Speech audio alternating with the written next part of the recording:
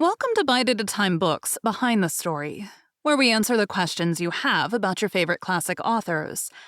What inspired your favorite author to write their novels? What was going on in the world at the time? Follow along with us as we tell you what was happening in the world while your favorite authors wrote your favorite classics.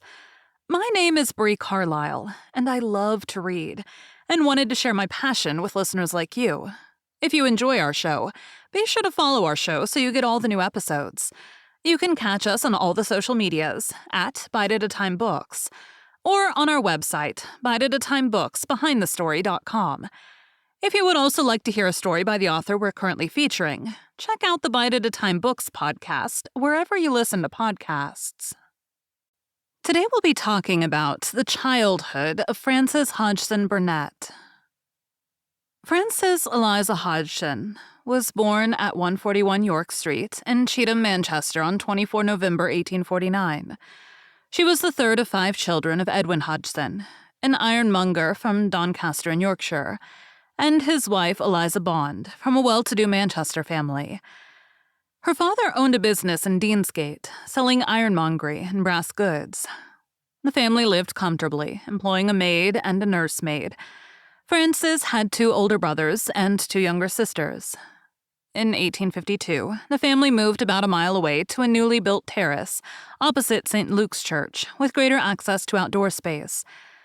Barely a year later, on 1 September 1853, and with his wife pregnant for a 5th time, Hodgson died suddenly of a stroke, leaving the family without an income. Frances was cared for by her grandmother, while her mother took over running the family business. From her grandmother, who bought her books, Frances learned to love reading. In particular, her first book, The Flower Book, which had colored illustrations and poems. Because of their reduced income, Eliza had to give up their family home and moved with her children to live with relatives in Seedley Grove, Tanner's Lane, Pendleton, Salford, where they lived in a house with a large enclosed garden in which Frances enjoyed playing. For a year, Frances went to a small dame's school, run by 2 women, where she first saw a book about fairies.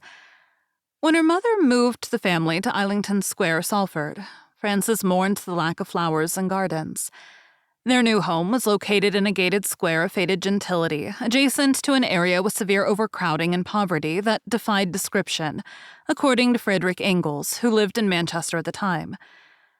Frances had a fertile imagination, writing stories of her own creation in old notebooks. One of her favorite books was Harriet Beecher Stowe's novel Uncle Tom's Cabin, and she spent many hours acting out scenes from the story. Frances and her siblings were sent to be educated at the Select Seminary for Young Ladies and Gentlemen, where she was described as precocious and romantic. She had an active social life and enjoyed telling stories to her friends and cousins. In her mother, she found a good audience, although her brothers tended to tease her about her stories. Manchester was almost entirely dependent on a cotton economy that was ruined by the Lancashire cotton famine brought about by the American Civil War. In 1863, Eliza Hodgson was forced to sell their business and move the family once again to an even smaller home. At that time, Frances's limited education came to an end. Eliza's brother, Frances's uncle, William Bond, asked the family to join him in Knoxville, Tennessee, where he now had a thriving dry goods store. Within the year, Eliza decided to accept his offer and moved the family from Manchester. She sold their possessions and told Frances to burn her early writings in the fire. In 1865, the family emigrated to the United States and settled near Knoxville. Thank you for joining Bite at a Time Books Behind the Story today, while we answered some of the questions you have about one of your favorite classic authors. Again, my name is Bree Carlile, and I hope you join us next time when we answer more questions about one of your favorite classic authors. If you enjoyed our show, be sure to follow us so you get all the new episodes. We would also love for you to drop us a rating on your favorite podcast platform. You can catch us on all the social medias at Bite at a Time Books, or check out our website, biteatatimebooksbehindthestory.com. Our show is part of the Bite at a Time Books Productions Network.